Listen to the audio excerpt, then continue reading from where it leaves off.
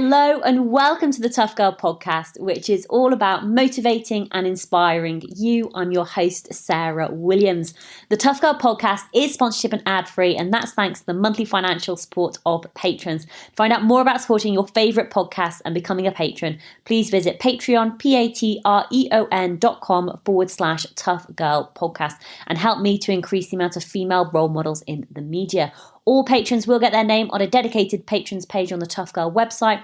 All female patrons $5 and above are invited to join the closed Facebook group, the Tough Girl Tribe.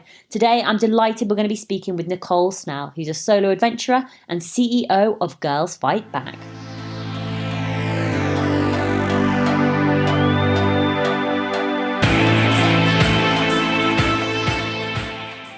My name is Nicole Snell, and I am the CEO of Girls Fight Back, as well as a full contact self-defense instructor for Impact Personal Safety.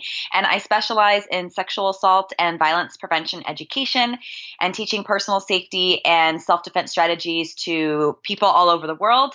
My mission has been to empower women. And of course, I believe in empowering everybody, regardless of gender, regardless of race, regardless of sexual orientation. We all should have the basic skills and knowledge to defend ourselves and walk through the world with confidence. And in addition, I am the creator of Outdoor Defense, which is a combination of my two loves, hiking in the outdoors and self-defense personal safety. So I give safety strategies every other Tuesday on how to stay safe when you're venturing out solo, because I'm big on solo traveling, solo adventuring, getting outside and having a great experience. One of the places that I'd love to start with is just finding out a bit more about you and growing up. Were you from like a sporty, outdoorsy family? Were you heading out into the mountains, going hiking? Kind of yes and kind of no. So my father is a retired Marine, and he was retired before I was born. So I grew up in a very small town in Southern California called 29 Palms, where there is a military base. And I lived out there, and it's tucked right next to Joshua Tree National Park. And back in the day, in the 80s, it was known as the Monument because it wasn't a national park designation yet. Anyways, I had, a lot of outdoors and desert as my backyard. My family wasn't particularly sporty or outdoorsy at all, but my older sister was. She was 7 years older, and she played a lot of sports, and she was kind of the person that I always looked up to. She was always good in school. She was getting straight A's. She was captain of the cross country team. She was in band. She was just into all these activities, and I was also passionate about activities and doing things. And so I wanted to be just like her. So she's pretty much my biggest inspiration. And I would go out for walks and kind of just explore, my own little backyard area of the desert. And sometimes the family would go up to Joshua Tree, and we never camped as a family. I think maybe once or twice we did maybe an RV camping. I'm not sure, but I don't exactly remember. But I do remember there's been like field trips and times when we'd go out, and I was a rock collector. I would pick up rocks and just be fascinated by shiny rocks, smooth rocks, rocks that had cool formations or looks. So I was always just looking on the ground and picking things up and just fascinated with the natural world. When did you first start traveling and going on adventures by yourself? That started probably right after college, because I had gotten a job where I was doing some traveling, and I worked in the production industry. I started as an intern when I was in college, and then I worked my way up to a line producer and executive in charge of production by the end of my career in TV production. So one of my first production jobs, I was doing a lot of traveling, and I remember we were in Germany filming, and I looked at the trip and I said, Rome is right there. And I've always wanted to see the Colosseum. I've always wanted to see the Roman Forum. I'm just going to take an extra few days. I'm just going to go myself. So I booked the trip, and I just remember that feeling of saying goodbye to my colleagues at the airport, and they get on a plane back to the US and I get on a plane to Rome, and I'm thinking, oh my gosh, like this is it. I'm going to be in a whole other part of the world where I don't know anybody, and everybody I know is miles and hours away. And it was incredibly scary, but it was also incredibly freeing. Just that feeling of knowing that I was responsible for myself, for my schedule, for what I chose to eat, at what time I decided to do anything. And it just really opened up a whole new world for me that I could just go out and do the things I wanted. And I wasn't scared of anything bad happening. It was just kind of scared taking that leap of knowing that you were going to be by yourself. Oh, absolutely. It's, you know, and it is so empowering. Like once you start solo traveling, it's like I've done a lot. Like when I was 18, I headed off to like Southeast Asia, Australia, New Zealand, and traveled so many places by myself. So you've got this passion for hiking and the outdoors. But the other area that you've got a real passion is around self-defense. I'd love for you to share more about that. Yeah, so I got into self-defense. I think I took my first self-defense class 8 or 9 years ago, maybe like 8 years ago. And I had taken some martial arts when I was in high school. I had taken judo, I believe, and then in college I had taken a karate class. And I was always very athletic. I played volleyball, I was on the track team, I was always out hiking, I was rollerblading, I was just always out doing something. And I was always very headstrong and stubborn. It didn't matter if someone didn't think that I should do something. Oh, because you're a girl, you shouldn't do that. Or because, Black people don't do this. I did it because I would say to myself, I want to do this. So I'm not going to let anything stop me. I'm not going to let you tell me that I can't like something when I know that I like it. So it doesn't matter if it doesn't fit in with what your opinion is of what I should or shouldn't do. I always felt extremely capable of being able to handle myself. And it really wasn't a thought in my mind that I would need self-defense. But then I started dating a guy a few years after I had started solo traveling. And I remember we were play wrestling in my apartment. And he pinned me to the ground and I couldn't get out of it. And in this particular moment, it was just all in fun. We were just playing. But I had that thought in the back of my head that said, whoa, if this was real, what would I do? I don't know what I would do. What if one day he gets angry and he does this and I can't get out of it? Or what if someone else puts me in this position and I can't get out of it? And that really scared me. And I thought to myself, I better learn. I better learn what to do if something like this happens. And I'm the type of person where I like to be prepared for any kind of emergency. I learned how to drive a stick shift car or a manual transmission car because I just wanted to know in case I ever needed to drive a drunk friend home or something, or if there was an emergency and that was the only car available. So I learned. So there's a lot of things in my life I've learned just for the sheer purpose of I want to know it in case I ever need it. I learned how to ride a motorcycle for the same reason. And then I found out I loved it. And then I bought a motorcycle and, I ride, I sold it recently, but I love to ride motorcycles. Same with archery. I took up archery because I was thinking, well, what if I was ever in a situation I needed to use it? That's just the kind of person I am. I like to know. I like to have education. I like to just be prepared and have all the information available to me and then use what I need when I need it. So I went to a self-defense class and I learned some strategies and I really enjoyed it. And I was thinking, wow, this would be really cool if I could teach self-defense, but I really didn't know where to start with that. Who do you reach out to like get certified and what companies do you teach for? And so I wasn't really sure. And so I just kind of kept in the back of my mind and kept trucking forward with my production career. And then one of the last production jobs that I had was working for a company called Endemol. It's called Endemol Shine now. And I was in charge of our physical production for our original digital content. And it was great. I had wonderful coworkers and it was a wonderful work environment. And then we found out that our department was getting laid off. And around that same time, a group that I had been involved with in college had reached out to me. And they were a social justice group and they did a lot of work around domestic violence. And they asked me if I wanted to be involved with them again because the military, the United States Navy, had wanted to hire them to do trainings all over the world at military installations all over the world. And I had pretty much just gotten laid off of my production job. And I thought to myself, well, I've always been wanting to do more to help women and do more to help people and empower others. This seems like a great transition. I'll leave this job and I'll go do this for, a year or so and see where it leads. And that is pretty much how my self-defense career started. That company that did the military, we primarily did sexual assault prevention type education. It wasn't based around self-defense at all. But through them, I met the owner of Girls Fight Back, and I found out about the Girls Fight Back program. And I thought it was great. And I said, oh my gosh, they travel to colleges around the country and they teach self-defense to college women. I want to do this. So I reached out to them and I asked if I could be a speaker. And at that point, they didn't have any openings. But 3 months later, they did. 3 months later, I got trained to be a speaker. I went through the Girls Fight Back Academy. And part of the academy training was to take and graduate from a 20-hour self-defense class through Impact Personal Safety. And this is a full contact class. You are striking a padded assailant full force. You're in realistic scenarios with verbal. It's very intense, but it's so realistic, and it really gives you an idea of how powerful you are. And after taking that class, I went to the owner of Impact and said, all right, I want to be an instructor for this too. What do I do? How do I do this?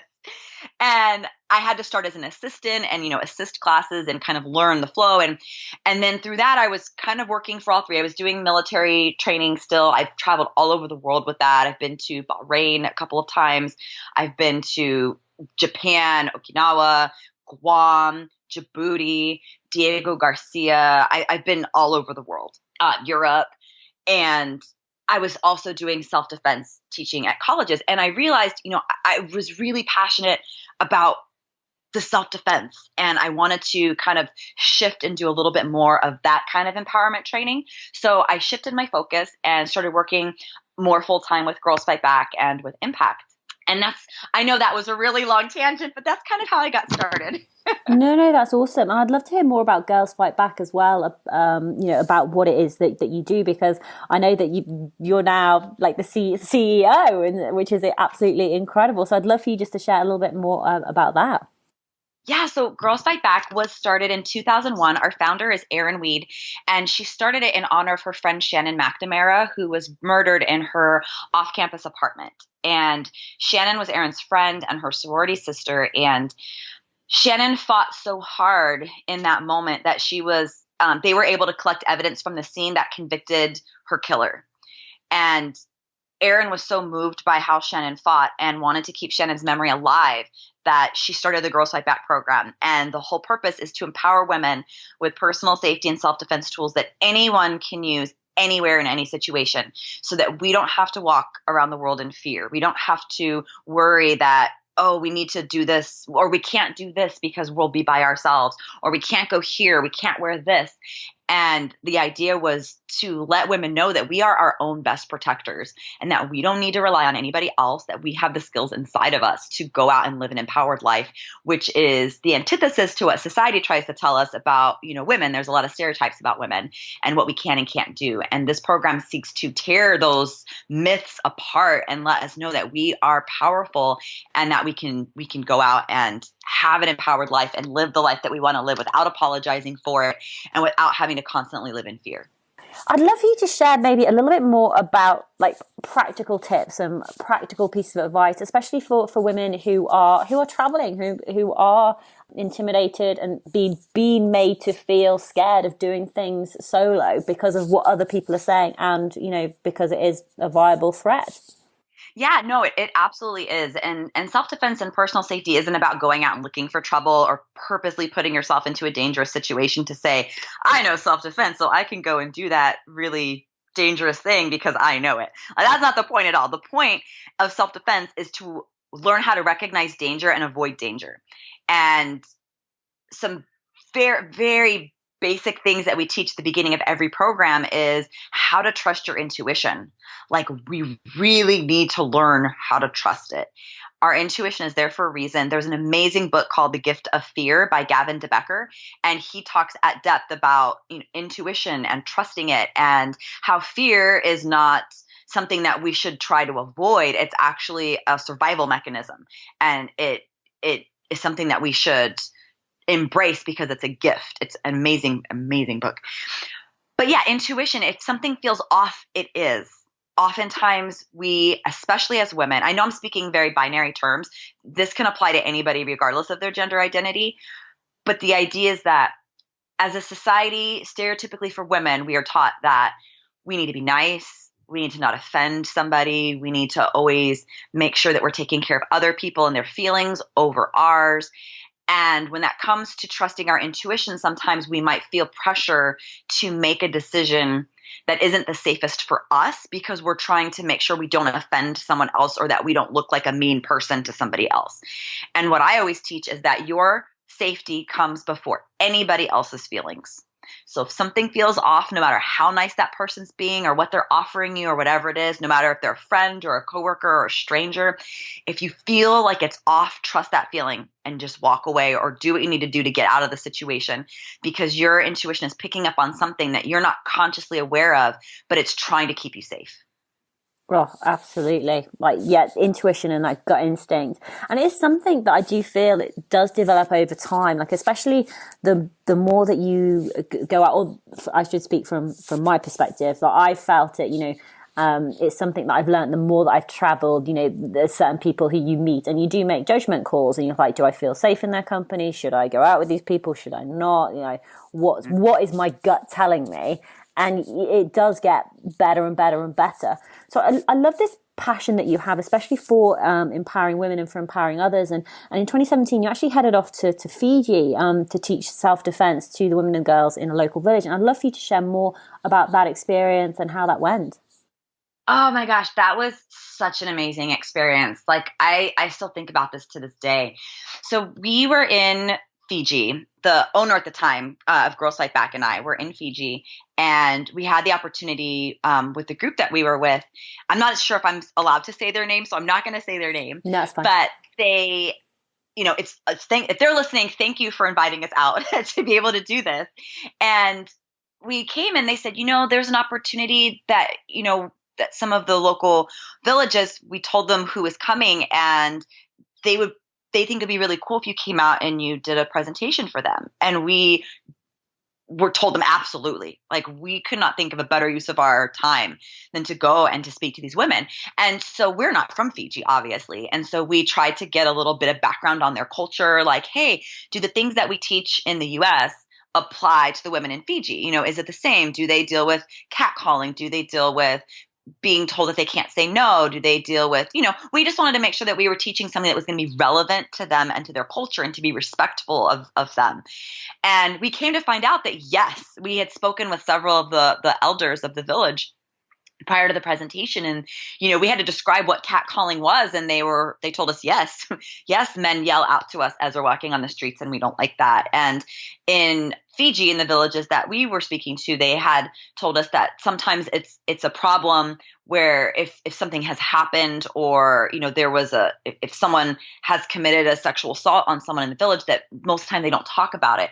And that's very much how it is in the US too. I mean, there's a lot of push and victim advocacy and organizations designed to help people get support, but it's still very taboo in our society where, people feel like they won't be supported if they come out and they talk about it, which is one of the things that I want to help change too.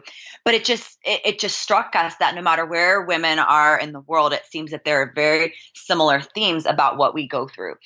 And so we're like, all right, we know exactly what to teach, but, we're not going to bring up sexual assault and things like that. We're going to keep it very simple and teach them how to say no. And if I'm remembering correctly, saying no in Fijian is kua. So instead of having everyone get up and practice yelling no, we get up and like, all right, everybody, 1, 2, 3, kua. And our first village, we had a Fijian elder woman who is probably in her 70s or 80s, who was there to help translate for us. And we were in a room and they had put curtains on the windows and had invited only the women, and they had shooed the men away, which was very funny. And we had women and girls in the room from as young as like 3 or 4, very young, sitting with their mothers, to, elders, women, in their 60s and 70s. And it was just amazing to have all of their attention and to give them this information and to have them stand up and practice yelling no. And at the end of our presentation, when we were asking for questions, we had one little girl raise her hand, and she's probably 6 or 7. And the elder translated for us, and she had asked, well, what happens if someone touches you and you don't want them to touch you? And it just, it just broke our heart because we weren't going to address that. We were going to keep it very, kind of, general, but they brought it up. So when they brought it up, and then we addressed it, like what you can do and what you can say and who to go to for help. And, we addressed that. And at the end of that presentation, the elder had told us that they had never heard this kind of education before, that they had never been taught that they could say no, that they had a choice in that. And it just blew me away at that this education, this 1 hour, this 1.5 hours that we had with them was so meaningful to them. And we were able to give them something that they can take with them for the rest of their life. And that just meant the world to us. And I would love to travel the world and be able to give that to every woman and girl who's never heard that, and just give them that power. Yeah. Oh God. Absolutely. And also, especially with, I know you do so many talks, like you've already spoken to so many women, and will have made such a difference already by sharing that power and sharing that knowledge. It's just, it's almost like, I know it's different missions, but, my mission, increase the amount of female role models in the media. But I think sometimes at the back of your head, you always keep thinking, oh, I wish I could do more. I wish I could do more. But there's only so many hours in the day. There's only so much that you can do. One of the other things that you're involved is hiking and being an adventure leader, and you do that for Black Girls Trekking. I'd love for you to share more about that, how long you've been involved, what you do, how it works. Yeah, absolutely. I am a hike leader for Black Girls Trekking, and fun fact, I am their first official member. Oh, that's awesome. So one of the co-founders had reached out to me before she started the group, because we had followed each other on Instagram, and she told me that she was going to start a hiking group to support and empower Black women to get out in the outdoors, and asked me if I wanted to be involved. And I said, hands down, yes, I would love to be involved. Let's do this. Let me know when the hikes are. Let me know what I can do to help. And so it started, and Black Girls Trekking's mission is to increase diversity, inclusion, and conservation and education in the outdoors. Anybody is welcome on any of our hikes as long as they're allies. And by allies, I mean, they have to understand, whoever joins us just needs to understand that this is a safe space for Black women. So we're not here to educate other people on like the Black experience. We're here to like enjoy our day and to enjoy our hike and, talk about things that are important to us, and not feel like as we're out hiking that we're going to be constantly challenged, on why our group exists. And to this date, we have not had any of that happen. Everyone who's joined our hikes has been lovely, and we've had people of all different walks of life, from all different genders, all different ethnicities have joined our hikes, and we're just a supportive community. We're Black women that want to show the world that we're out here. We're out here, we're hiking, we do kayaking trips, we do overnight camping trips, we do day trips, and it's just all about providing a space for Black women that may not feel comfortable doing these things on their own, or they might think that, oh, this is stereotypically something that Black women don't do or can't do, because we don't see ourselves represented very often in the outdoors marketing and etc. of us doing these things. And we're here to be like, no, hey, you always wanted to try kayaking, come with us, we're kayaking. Oh, you've never climbed a mountain? That's all right, we're climbing on this date, come with us, come join us. And no one is ever left behind. So on our hiking groups, we may have to split into groups that maybe one group is moving a little bit faster, one group's moving a little slower, but we always reconvene at several points during the hike. We don't ever just split up. We don't leave anybody behind. We always summit as a group as well. So it's an extremely supportive and positive environment. The co-founders are amazing. And when they asked me to be a hike leader, I jumped at the chance. I was like, yes, absolutely. I would love to be a hike leader and to help introduce people to, the outdoors and help support them and uplift them and give them this experience that they might not have had before they found us. Yeah. When you are introducing people to the outdoors, and I can already hear the passion in your voice, so I think it'd be amazing to have you as a hike leader. What are the sort of the common fears that you have to handle when people come into the outdoors for the first time, and how do you manage those fears? Well, there's a lot of different fears that people have. Sometimes people are afraid of animals. They're like, oh my gosh, I don't want to see a snake, or what's that rustling in the bushes? So there's that fear. Some folks are afraid that they just physically can't do it, that they won't be able to reach, whatever the end point of our hike is, whether it's a summit or if it's, we're meeting to a certain place. And our job is to support them. And we have hike leaders that are very experienced and experienced for different things. One of our hike leaders that does the peak hikes when we do for our 6-Pack of Peaks challenge, which is a group of mountains that are used to train for climbing Mount Whitney, and it's known as the 6-Pack of Peaks. She's the one who leads us on those because she's an experienced backpacker and peak climber. So, she comes prepared with everything anyone would need if there was an emergency. So we always have someone on the hike that can handle if there's an emergency and be able to support people as they go through. And it's just, letting them know, like, hey, we're here, we're all in this together, we're going to do this. And if you need something, talk to this person. And something that we do at the beginning of every hike that our founders just incorporated is we do a land acknowledgement. So we acknowledge the land where we're hiking, the indigenous people that were the original stewards and continue to be stewards of the land, and we give respect to them. Oh, I love that so much. I've never heard of that. What does that involve? What do you do? Is it like a ceremony or anything, or? No, we when we start the hike and everyone's there, we go around, we introduce ourselves and our gender pronouns, and then one of the founders will, or whoever's leading the hike will say, okay, they will have researched this before. If we're hiking in Griffith Park, which is a park right here in Los Angeles, that's the land of the Tongva people. So after we do our introductions, we'll say, okay, and just, we want to do a land acknowledgement here today. We are hiking on the land of the Tongva people. They are the original stewards of this land, and they continue to be stewards and protectors of this land today, and we acknowledge that this is their land.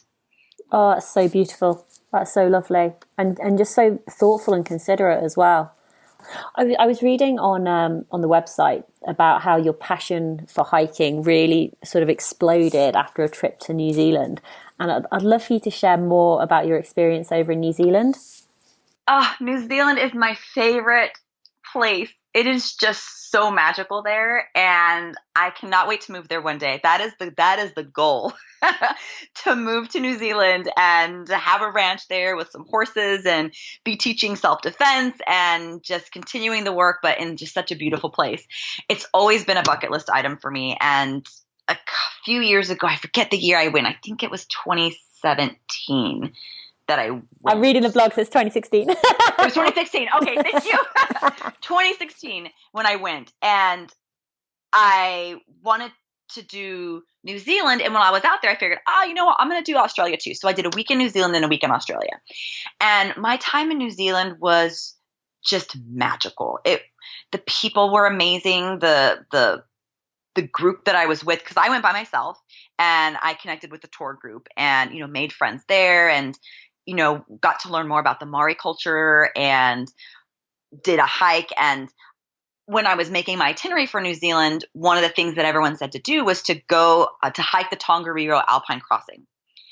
And I looked it up and I was like, wow, 12 miles. And up to that point, I hadn't hiked 12 miles before. And my hiking gear consisted of, tennis shoes and, a little waist pack with some water bottles. So I was, I used the equipment that I had. I hadn't, kind of expanded my hiking passion to add on equipment additional to, just the basics, just throw on some tennis shoes and a pair of shorts and a tank top and bring some water, and there you go. That was my hiking gear. And I was reading up, I need hiking boots. I need a waterproof jacket. So there's a lot of things that I needed for the trip. So I used that as an opportunity to start, gathering the things that I would need, and I was going to take on the trip and use it afterwards. And that hike almost didn't happen because the day of the trip we were supposed to do it, we got rained out, and it was so much rain and so much low clouds that they closed down the Tongariro because it was unsafe for people to hike. And I was just devastated. I was thinking to myself, oh my gosh, like this is one of the main reasons why I came here. I would be so disappointed if I don't get to hike.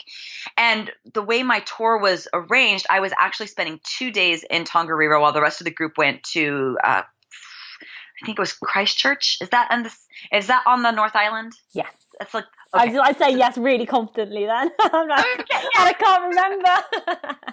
I think it's whatever is like the very last city before you take the ferry to the South Island. Wellington. It was that port. Wellington. Okay, so it was Wellington. I hope. Oh my God, we could be wrong. Anyway, we'll carry on.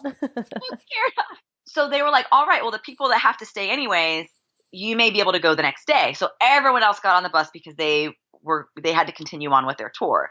And then myself and I think 4 other people were part of the group that was going to stay one more night, and then we were going back to Auckland in 2 days. So we had one additional day to maybe make the Tongariro. And we weren't even sure until close to 11 o'clock at night while we were waiting for them, the Tongariro, to send word to our hostel whether or not it was going to be open the next day. And around 11 o'clock at night, they told us, yes, it was going to be open. And I just was ecstatic. I was like, yes, I'm doing this. And they take you in a shuttle to the first parking lot, because it's not a out and back. It's you start at one point, you end at another, and then a bus picks you up at the other part of the park to take you back to your hostel. So I got there, and there were other buses. There was a bunch of people, and I headed out on my own because the rest of the other 4 people that were part of my group, we just kind of got separated in the mush of all the people that were there, and I just started the hike on my own, and it was so beautiful, and you passed through so many different terrains, and it's volcanic, and then you see Mount is it Ruapehu? No, not Ruapehu. Mount Tongariro is one of the first ones that you pass, and just seeing it get closer, and then the landscape changing, and then climbing up the Devil's Staircase, and then seeing just all of it. I mean, I could take you on a step-by-step of what that 12 miles felt like for me, but it was just every step just was. I just couldn't believe where I was. I'm hiking in between volcanoes in New Zealand, and I'm just taking it all in. And after doing that hike, and after I got back to the US, I just knew that I just wanted to climb more mountains and do more hiking and really get into the sport and just be outside and have that connection with nature. How has hiking impacted on other areas of your life? So what have you taken away from hiking that you've managed to apply? Hiking for me is meditative. And unfortunately, I'm not the type of person who can very easily sit still in one spot. So traditional meditation is a little hard for me to just sit there and just breathe for, 5 minutes even. But for me, hiking is meditative because it's just me. Even if you're with a group, it's just you. It's you. It's your body. It's your feet hitting the ground. It's the breath coming into your lungs. It's the backpack on your back. And it's very individual. And I've always had a connection with nature. Ever since I was a little girl, I loved going out and catching lizards, which I know it's against the leave no trace rules, but I was little when I didn't know any better back then. Catching lizards and, learning about the plants and watching the animals. So just being outside and just breathing in the air is just so restorative to me. I sometimes have my greatest ideas when I'm out hiking and I can just let my mind wander and think. And it's good if I'm having a really stressful day and I can't shut my mind off to just go out and hike. It gives me clarity, and it gives me a calm, and I can bring that into everything else that I do. Oh, absolutely. Absolutely. How have things been for you with COVID and not, being able to get outside as much as maybe you're used to? How have you coped with that? Oh yeah, COVID has been hard, and it was especially hard because Girls Fight Back is designed as a live seminar. We primarily go to colleges and we do live seminars for big audiences. And that's what we do. We go to colleges, we do corporations, we go to, private organizations, and we set these up like that. And so once COVID hit, all of the spring events got canceled or postponed because we can't be live anymore. We can't be with groups anymore. So it was a matter of trying to figure out how to take the program online and make it online. So we did that. And now we have an online version of an interactive online version of Girls Fight Back and all the gender inclusive programs as well, and the corporate programs. And as far as getting outside, yeah, in Los Angeles, they shut down all the hiking trails, which that was a blow. I really felt like I had been cut off. And I knew there was bigger issues. People were losing their lives. My father actually got diagnosed with COVID, and he thankfully pulled through. But it was very it was very difficult. There's a lot of people that are losing their jobs. They're losing, their financial stability. They're losing family members. They're losing their own health. So I felt very selfish to be so worried about not being able to hike, and tried to put it in perspective that there are worse things that other people were dealing with, and that I needed to just take it in stride and know that it's not forever, and find other ways to do my own self-care. So I just became an urban hiker. I would just walk the streets of the city, and that was my hiking. That was what I did until the trails opened up again, and learned to appreciate the flowers in people's yards and the different types of trees that people were growing around that maybe I hadn't noticed before. So it kind of gave me a new appreciation of my actual neighborhood. What advice would you have for other women who want to get out hiking and are maybe feeling like scared and intimidated? What steps can they take so they can still enjoy the outdoors? Oh, that's a great question. So if you are out there, if you're listening and you want to get out and you want to hike by yourself and you're afraid, my advice would be, first of all, find a trail that you can research online. That way you it's always a good idea to know what you're going to do and what trail you're going to do before you get there. You want to make sure the trail's open, that it's not washed out, things like that. It's just basic, preparation for your hike. So find a trail, look it up, make sure it's open, make sure it's the ability level that you want to start with. If you're a beginner, do a beginner trail. Don't start with like a 12-mile mountain hike. Do a trail that you can do, and understand that your body language and your awareness are really key skills, and that you are powerful. Like, you are not helpless at all, no matter what society tries to tell you. You are a force. And a big part of self-defense and walking through the world confidently is understanding for yourself what's worth fighting for. I know that I am worth fighting for, and I know everyone listening is worth fighting for, but you need to know that. And fighting doesn't necessarily mean physical confrontation or, physical skills. It might come to that if it's that type of a situation, but so much of self-defense is trusting your intuition, using your awareness, knowing if you need to get to safety, that it's okay to get to safety. That's the goal of self-defense, is to get to a safe place. So if something feels really off and you need to turn around, turn around. There's no shame in that. There should be no denying what you're feeling. I've turned around on a hike before when I was walking, and I'm like, I don't know, something just seems off up there and I don't know what it is. And I just turned around. I don't know what it was, if it was an animal, if it was someone hiding up there, I don't know. But I turn around and, I can try it again another day. So just trusting yourself and knowing that your voice is also a very powerful weapon. Body language, confident body language, eye contact, awareness, noticing what's going on around you, and knowing that if you need to use your voice to stand up for yourself and just say, no, stop right there, or you're following me and I want you to stop, can be a really strong deterrent to someone who may be an assailant who's looking for someone that they think is a vulnerable target, or someone who they think is accessible. And by having confident body language, by making eye contact, by addressing that person, addressing what's happening, and using a strong voice, that can signal to them like, okay, this isn't easy. This person, I'm going to pick another target. Yeah, absolutely. Absolutely. And Nicole, I'd love to know, so you've taken over as CEO full time. Awesome.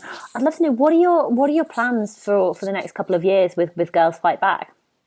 Oh, first, can I just tell you how just exhilarating it is for me to be CEO of a company that I've worked with for 5 years.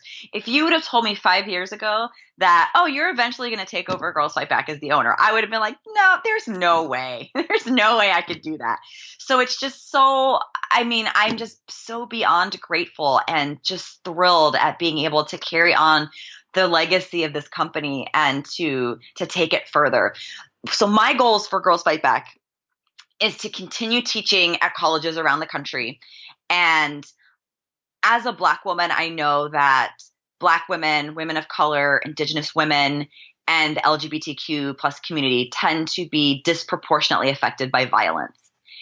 And so I want to, in addition to reaching out to all people, I want to make it a priority to reach out to those communities and create partnerships with other groups so that I can make this training accessible to everyone, accessible to groups that may not have the funding or the ability to bring our program to them.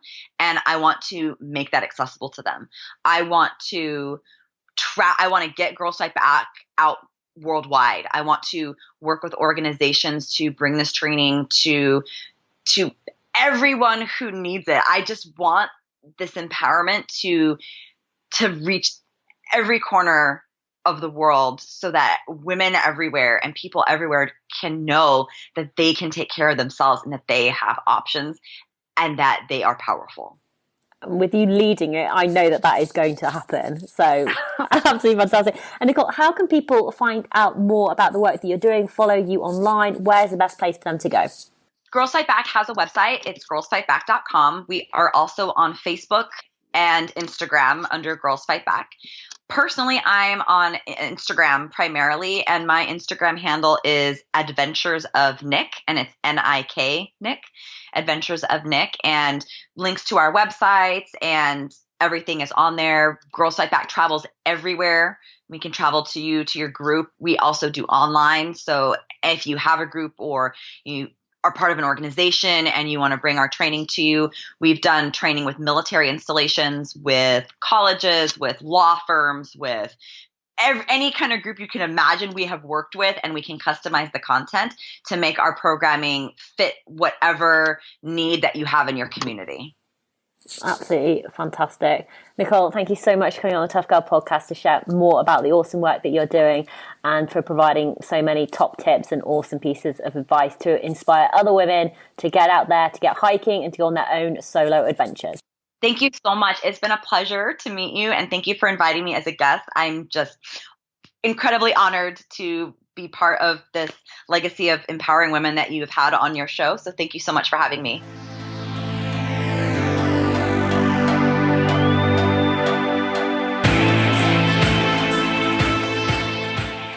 Hey tribe, I hope you enjoyed the episode with Nicole and talking about solo adventure and travel and all of those amazing top tips and advice.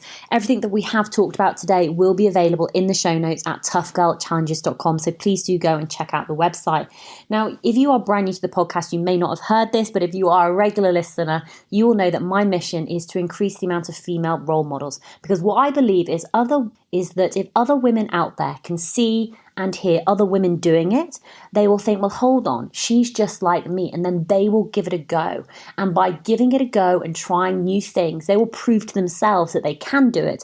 And then there will be this positive ripple effect going out, because then they not only prove to themselves, but they prove to their friends and family that they can do it. And then their friends and family will start to think, well, hold on, she's just like me. If she's giving it a go, if she's trying something new, then why can't I do it? And I love receiving emails. I love receiving messages from the listeners of the Tough Girl podcast to share how the Tough Girl podcast has changed their life. And I just want to share a little bit from an email that I received recently. So this is from Leah. She wrote it to me and Sensei. So I had Sensei Graves on the Tough Girl podcast on June 9th. And she sent an email to the both of us. Basically said, Dear Sarah and Sensei, I'm writing to thank you both for the inspirational podcast on June 9th. Because of you, I have finally taken up kiteboarding after 4 years of watching on the sidelines and wishing I was out there on the water ripping it up. Sensei mentioned that the sport can be intimidating, and that is exactly what I initially felt. But after hearing Sensei's story and hearing her confidence that women can do the sport, I got brave, found a mentor, and finally rode upwind on my board across the lake this week. When Sensei spoke about building up confidence, it really spoke to me. To practice positive self-talk, removing the doubts in my mind and knowing that trying is good enough. The effort is really the important part. I took that to heart and decided to go for it. After years of just swimming past the kiters on the beach, I swam to shore and asked them how I could learn. They were so gracious and helpful, and within a week, they had helped me line up all of the gear and had set me up for dry land training. Complete strangers soon became new friends. And all it took was my courage to ask for guidance and courage to go after a passion and just try it. Sarah, the Tough Girl podcast is so important for women. Thank you for creating a space for inspirational stories and conversations that are helping change women's lives. I will forever be grateful for hearing this special episode. Oh, this is what it is all about. Receiving messages like this, motivating and inspiring other women to go after their dreams, to go after their goals, and to just try. So my challenge for you is, what haven't you tried? What's stopping you? What is it that you really want to give a go? Is it kiteboarding? Is it running? Is it walking? Is it rowing? Is it going to the gym? Whatever it may be, think to yourself what it is that you want to change in your life, because you are the person that can make that change happen. Trying is good enough. The effort is really the important part. So if you haven't listened to that episode with Sensei, then please do go take a listen to it. It came out on June the 9th. I just want to take the opportunity as well to thank all of the patrons who are supporting the Tough Girl podcast. Because of you, I'm able to produce this content. If you'd like to help support me, then please do go and visit patreon.com, patreon.com/Tough Girl Podcast. But wherever you are, whatever you are doing, give it your all, give it 110%, get after it, go for it. Just please try, just give it a go and just try. I'll be back with you next Tuesday for another awesome episode of the Tough Girl Podcast. Make sure you subscribe so you don't miss out on any of this fantastic content. All right, take care, lots of love, and I'll speak to you soon. Bye.